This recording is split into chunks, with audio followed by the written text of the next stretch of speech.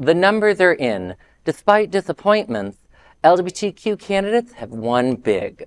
In a historic election year, over 1,000 LGBTQ candidates ran for office nationwide, achieving significant wins and setting records across multiple levels of government. According to the LGBTQ Victory Fund, 668 queer candidates reached the general election, with nearly 80% of their endorsed candidates emerging victorious as of Friday. The candidates ran in all states except Nebraska, achieving wins in 40 states, Puerto Rico, and Washington, D.C. The LGBTQ candidate pool was more diverse than ever, with 37.6% of queer people of color and 15.2% were non-cisgender candidates. Congressional races included 17 LGBTQ candidates. Among them were Delaware's Sarah McBride, who became the first out transgender person elected to Congress, while Texas's Julie Johnson and Washington's Emily Randall made history as the first LGBTQ representatives from the South and the first queer Latina, respectively. Wisconsin Senator Tammy Baldwin won re-election amidst anti-trans ads targeting her sexuality. At least 1,273 LGBTQ elected officials now serve across the U.S. However, it is still just 0.25% of all officials. With a Republican-controlled government, this increasing representation is critical. I want to start off by first, if I doubt she watches, but hey, Sarah McBride, congratulations. She was part of the HRC's communications team when I was the media director at the task force. So we'd see her all the time. Absolute sweetie pie in D.C. I'm really happy to hear about her win. Overall, with the elections, I think it shows that if you run a good campaign, especially if you're willing to talk to everyday people, you're going to be more victorious. I was looking at the different races that didn't happen very well here.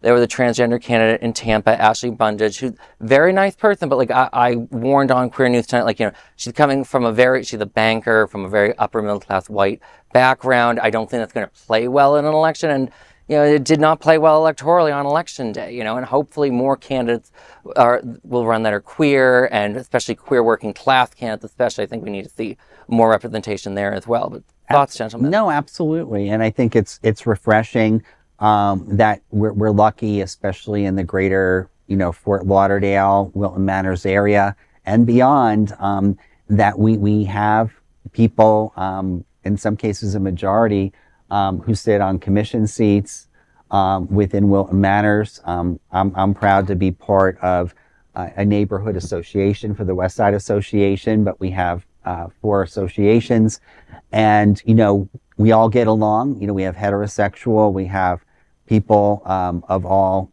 walks in the community, all spectrums of color, and I think it's important that we really, as a community, encourage our community to get involved, and it's part of activism. One of the things I said on a recent broadcast too is, with the propaganda that's coming out from the right, it's really important to not only get involved if politics is your interest, but our technical strengths as LGBTQ with artificial intelligence. Because I'll tell you honestly, not that I'm afraid of what it can do that's productive, but those people who will use it for evil, and that we need to have people who are literate in artificial intelligence assist our community or assist the world in preventing, the evil people out there from doing what's destructive.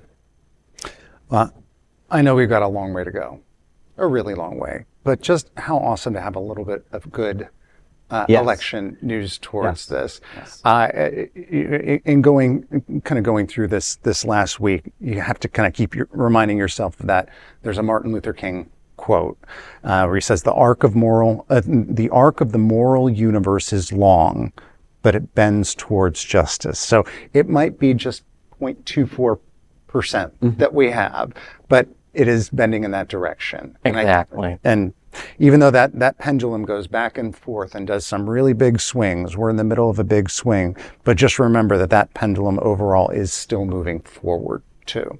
Yeah. And once again, to Sarah McBride, congratulations on being the first transgender member of Congress. Yeah.